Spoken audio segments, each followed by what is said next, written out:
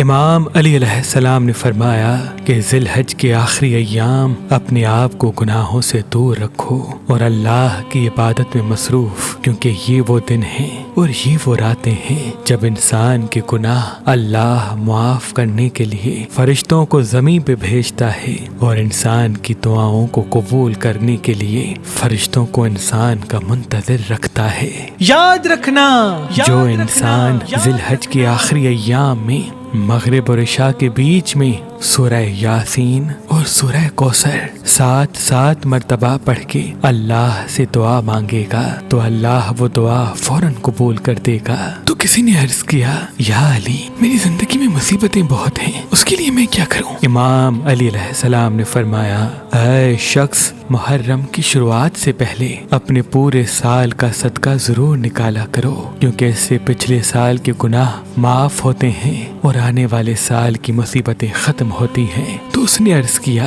یا علی، کون سا صدقہ؟ امام علی علیہ السلام نے فرمایا، کوشش کر کے 7 مستحق لوگوں کو کھانا کھلاؤ، کیونکہ کسی مستحق کو کھانا کھلانا ایک ایسا عظیم عمل ہے جس سے اللہ مصیبتوں کو فوراً ختم کرتا ہے، ایسے جیسے آگ لکڑی کو ختم کرتی ہے، جیسے آگ لکڑی کو ختم کرتی ہے، جیسے آگ لکڑی کو ختم کرتی ہے۔